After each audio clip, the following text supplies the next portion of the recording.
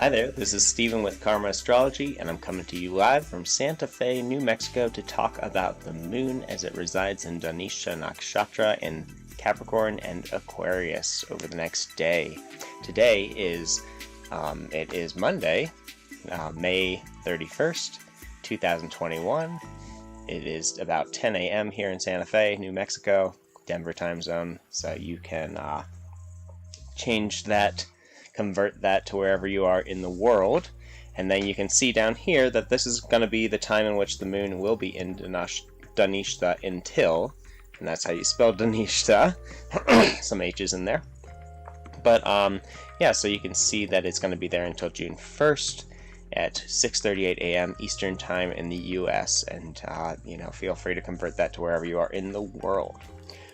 That being said, you can see the moon over here in Dhanishtha. It's just above that SA, Saturn, MO is the moon, and then JU is Jupiter. So the moon is kind of sandwiched in between Saturn and Jupiter there, and Neptune and Pluto as well. And that hemming, as we call it in astrology, does create an interesting psychological effect on us. It means that, we are definitely more connected to, as the moon shows our sense of connection, where we're sensitive, where we're emotionally kind of entangled or sensitized to. And with Saturn coming just before it, we're going to be more sensitized to the things that are Saturnian in nature, which kind of give us this sense of pressure. That Saturn's about things like commitments in our lives, our sense of determination, our ability to make things last a long time and to commit to them, and to kind of build up from the ground up. This Saturn is very much about the structures of our life.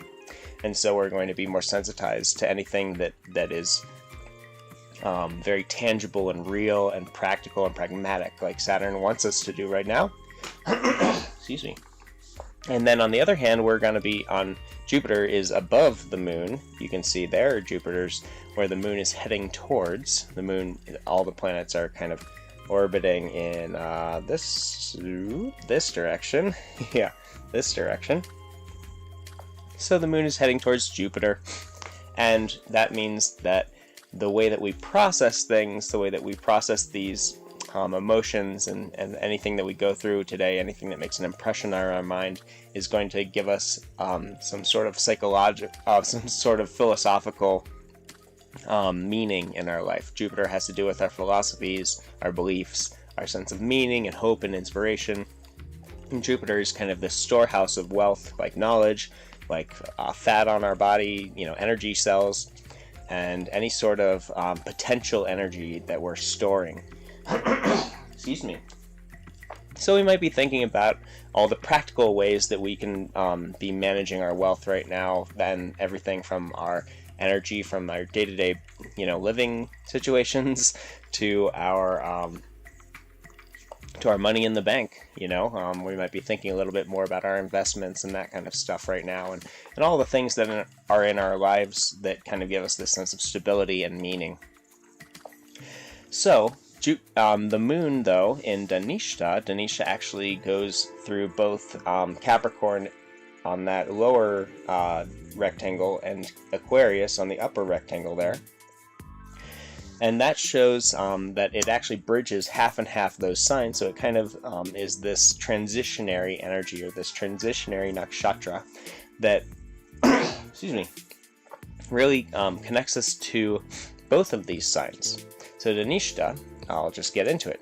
Dhanishtha comes from the root word Dhana, which means wealth, and Ishta, which means beloved or respected or desired. So it really means kind of the most famous, the wealthiest, the most heard of, the swiftest. Those are different meanings for this nakshatra. The most benevolent, as this kind of wealth that we're seeking and that we're trying to attain, or that we're utilizing, is we're trying to get there. We're trying to create that. We're trying to utilize that in some regard, like I was just saying. And if we do that correctly, then we become very powerful and capable in our own right. So if we use the wealth of the information that we've gathered in our mind correctly and act on it, then we're able to make progress in whatever ways that we want, achieve our goals in our life, and work towards things, that kind of theme. So, Nishtha also means steady in a way. So it's like steady progress or steady wealth, steady, practice. So there's this kind of timing element of today. Dhanishtha relates to the sense of rhythm that we all have, and the natural flow of how we work together with all the different realms of existence. So like on one plane, we're a physical body and we have to make this body function and work, and on another plane we're a mental body. We're thoughts, and then we're emotions, and then we're energy. And so we have all these four different planes of existence that we live in, or that we consider ourselves. And when they all work together harmoniously, then we're able to, make progress, to make changes in our life, to kind of figure out who we really are, and get in touch with who we really are and act on it, from this kind of dharmic way of acting, this truthful way of acting from our inner truth and our inner self. The deity of Dhanishtha, I like to talk about the deities each time, is the Ashtavasus, the 8 Vasus, or qualities, and they kind of come into this, basically they create this sense of abundance in our life. It gives us wealth, it gives us just any sort of wealth, really. These 8 different Vasus or deities are water, Dhruva, which means pole star, earth energy, Dara, Anila, wind, Soma, moon, Anala, or Pavaka, which means fire, and Pradyusha, the dawn, or the rising sun, the morning, that kind of energy, and Prabhasa, which means splendor. So these are kind of an interesting group of qualities and universal qualities or deities, archetypal energy within each of us that we are kind of connected with on a day like today, and they kind of come together in order to give us this sense of abundance, this power to act consistently and firmly and with steadiness and kind of conviction in all our actions, this sense of conviction. Excuse me, because we have all these kind of different powers at our disposal. This is also called the Star of Symphony because that sense of rhythm gives us this whole world of music and the whole ability to, to relate to different instruments through a time signature and a key, a scale and everything. And so if you're into music, it's a great day, for practicing music, especially for drumming or bass or any sort of rhythm section in the band that you're in or whatever you're doing. Maybe just focusing on those type of rhythmic,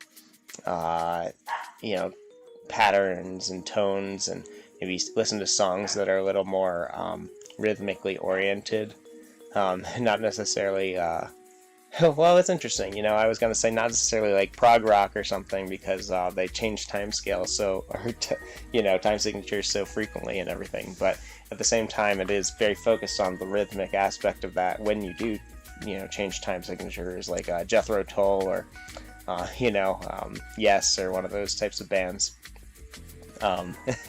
Or Rush or something like that. If you're one of those fans, it might be a good day for listening to those bands and just enjoying how they play with time and how much joy kind of comes out of their music when the creativity meets this sense of rhythm and harmony.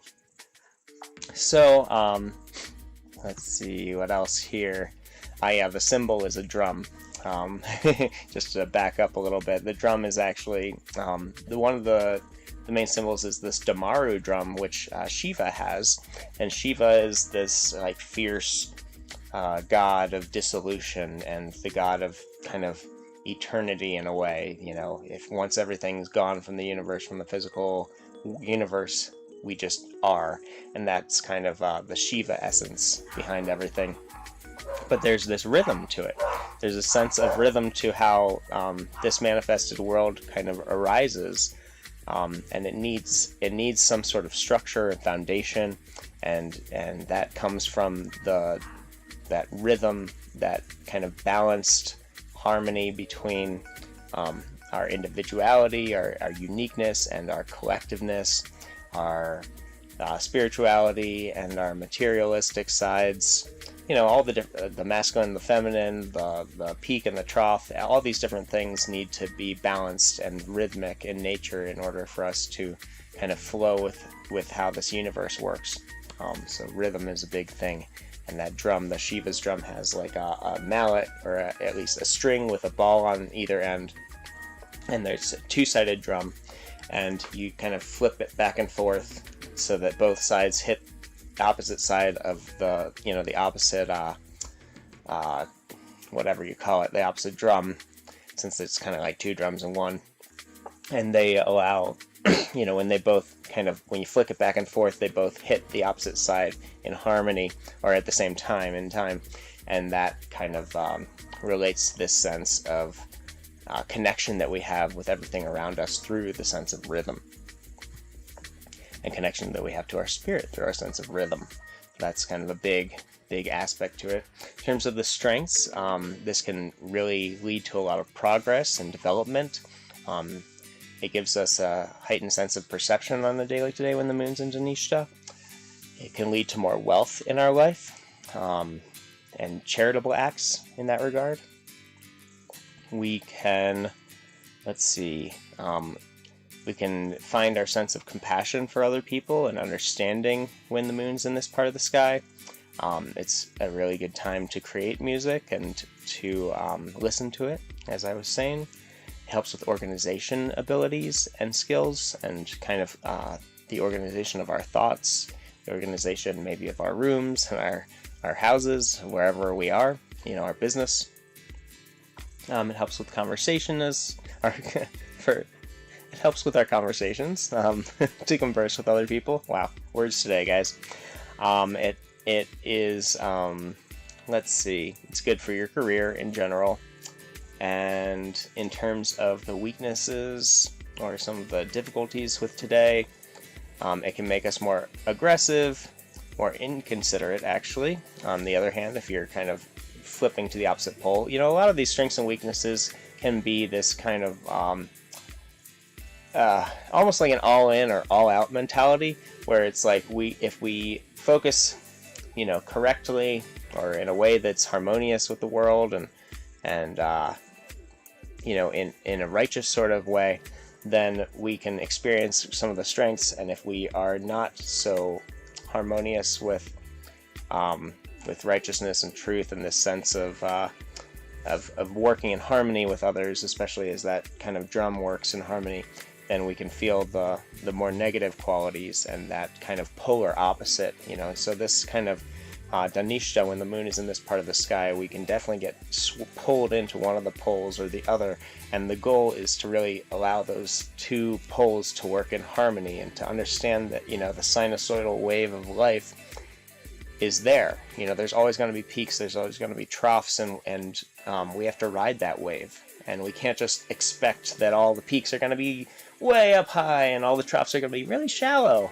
We have to understand that the good comes with the bad comes with the good, the left comes with the right comes with the left, positive comes with the negative, the masculine comes with the feminine. All of those things are all integral to our existence. And when we harmonize and work with that kind of those universal principles or natural laws, those cosmic laws, then we're able to experience this sense of connection and divinity in our own lives.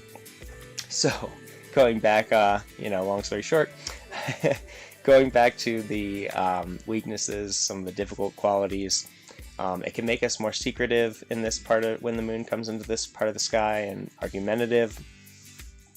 We can become a little short-tempered if things aren't going our way. We can fall into lustful tendencies and desirous tendencies in a kind of extreme and perverted kind of way, distorted kind of way, I should say. And we can get very kind of selfish and just focus on ourselves and become a little too self-absorbed and narcissistic when the moon is in this part of the sky. So those good things to watch out for. In terms of favorable activities, though, we can do, since we have this sense of rhythm, it's great to do anything to, create music, to play music, to dance, to sing, to be around that kind of, those kind of activities. And those really allow us to harmonize with our community, right? And connect with them in a lot of ways, and other people. It's a good day for religious rituals and ceremonies. There's this tendency to be more serious on a day like today in general. The Capricorn and Aquarius energy is more Saturnian. It's more realistic and practical and kind of harsh in a way. So we can tend to get drawn down into this sense of overly just being overly serious and not being light enough. So it's a good thing to take advantage of the ways in which we can connect with culture and society in like a positive, uplifting kind of way, through music, through dance, through song, those kind of things. It is a good day for traveling and for, for doing any sort of healing practices. For anything creative, really. It's a great day to focus on your creativity. And spiritual practices being meditation, yoga, whatever you like to do. It's a good day for gardening, and for doing education, for, learning things. Whatever, that would be for you. It's going to be different for every person, but, it's a great day to learn. In terms of unfavorable activities, it's not a great day for sexual activity. It's not a great day to focus on letting go of things and kind of giving up habits. It's more difficult to do it on a day like today.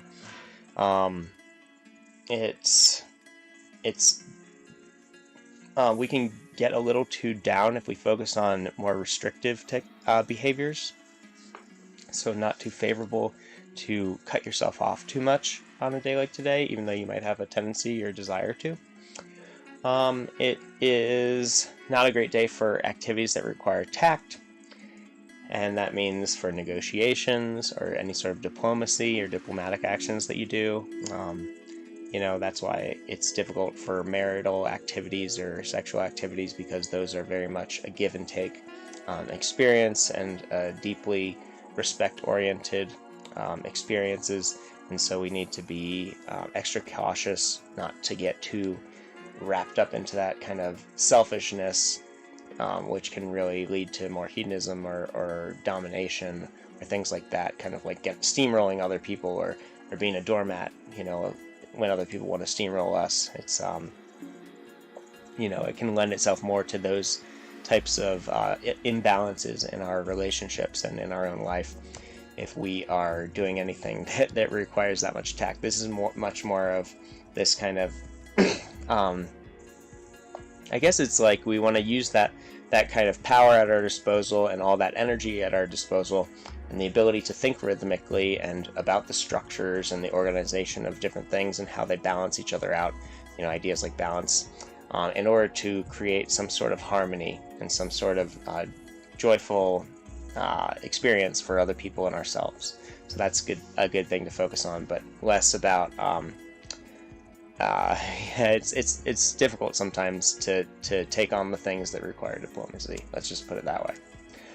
Okay, I think that is gonna do it for today. There's I talked a little bit about Jupiter and Saturn. Maybe tomorrow, I'm seeing that Venus is now in Gemini with Mercury. I'll just say for a second, Venus in Gemini is a really nice area for it to be, although Mercury being with it, it's kind of a blessing and a curse, because anytime two planets get too close to each other, they're kind of battling for whose energy they wish to express, or we're kind of feeling like, oh, I want to express this Mercury tendency to speak and communicate and all this stuff, but it's kind of coming at the expense of maybe our ability to express our Venus side, which is more about getting along with other people and finding that kind of harmony in our relationships, and making sure everyone's desires are met. So there is that kind of quality of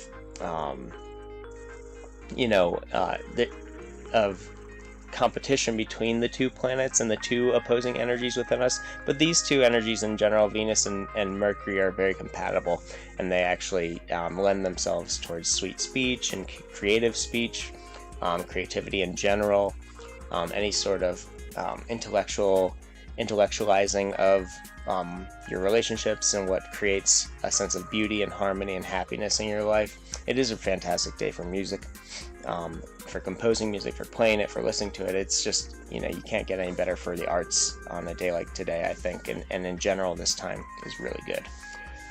Mercury went retrograde. Mercury retrograde, I think I'll talk a little bit about that more later. I'm probably going to make its own video because everyone's obsessed with Mercury retrograde. But Mercury retrograde in general leads to confusion, because Mercury is about our intellect, like I was just saying, about our communication.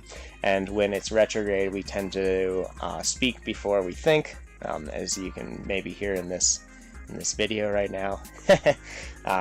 And we could potentially get our thoughts backwards or mixed up, upside down, right side, left, whatever. There's a lot of technical issues that happen when Mercury's in retrograde, because our computers are glitching, or we have a tendency to just get ahead of ourselves. When retrograde happens, things tend to slow down. That's the planets on the same side of the Earth as the Sun, or from the Sun. It goes like Earth, Mercury, or should I say Earth, and then Mercury, and then the Sun. And so Mercury, from our perspective on Earth, is moving backwards. It's not like it's moving backwards in the sky, though. But from that perspective, it really does make a difference in our consciousness, because it slows things down. It trips us up when we talk. It makes us more internal and reflective, and so it's a good time to focus on that reflectivity. Take our time before we speak, think before we speak, think before we act. Those kind of things are very important right now, and when Mercury's in retrograde in general. See, I can't get the words out. That kind of happens to a lot of people.